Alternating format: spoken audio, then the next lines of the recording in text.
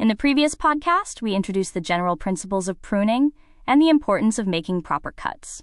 Today, we're going to focus on one of the most important applications of pruning in arboriculture: structural pruning of young trees. If there is one place where arborists can have the greatest long-term impact, it is during the early years of a tree's life, because problems that develop in young trees often become failures in mature trees.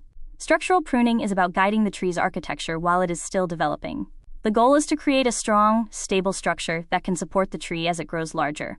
Let's start with one of the most important concepts: the central leader. Many tree species naturally develop a dominant central stem. This central leader provides vertical structure and stability. However, in urban environments, trees often develop competing leaders. These are multiple stems of similar size growing upward from the same point. Competing leaders can create weak attachment points. Over time, these attachments may fail, especially during storms. Structural pruning focuses on selecting a single dominant leader. Competing stems are reduced or removed to encourage one main trunk. This creates a stronger and more stable tree structure. Next, let's talk about branch spacing.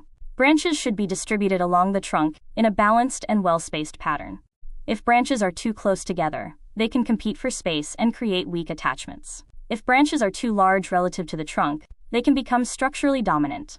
A general guideline is to maintain a good ratio between branch size and trunk size. Branches that are too large compared to the trunk may need to be reduced. Another important concept is branch angle. Branches that attach at narrow angles are more likely to develop included bark. Included bark occurs when bark becomes trapped between two stems. This weakens the attachment and increases the likelihood of failure. Structural pruning encourages wider branch angles. This creates stronger attachments and reduces the risk of breakage. Now let's talk about temporary branches. Temporary branches are small branches that are intentionally left on the lower trunk of a young tree. These branches help the tree develop taper and protect the trunk from sunscald. Over time, these branches are gradually removed as the tree matures. This gradual removal helps maintain tree health while guiding structure. Another key principle is gradual pruning. Structural pruning is not a one-time event. It is a process that takes place over several years. Each pruning cycle makes small adjustments to guide the tree's development. Removing too much at once can stress the tree and reduce growth. Instead, arborists make incremental changes over time. This approach supports both structure and health. It's also important to recognize that not all defects can be fully corrected.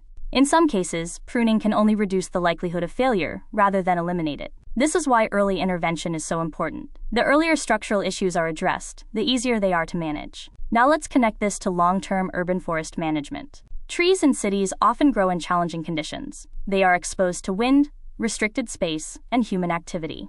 If a tree develops poor structure early in life, it may become a liability later. This can lead to increased maintenance costs, higher risk, and premature removal. Structural pruning helps prevent these problems. It is an investment in the future of the urban forest. A well-structured tree is more likely to survive storms, require less maintenance, and provide long-term benefits. For the ISA Urban Forest Professional Exam, understand the key goals of structural pruning.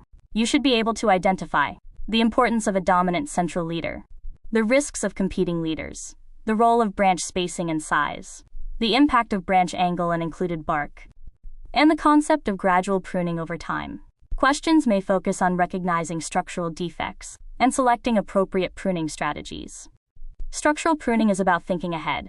It's about shaping the tree not just for today, but for decades into the future. The decisions made during the early years of a tree's life will determine its strength, stability, and longevity. In the next podcast, we'll shift from young trees to mature trees and explore how pruning is used to manage risk, maintain structure, and extend the life of established trees.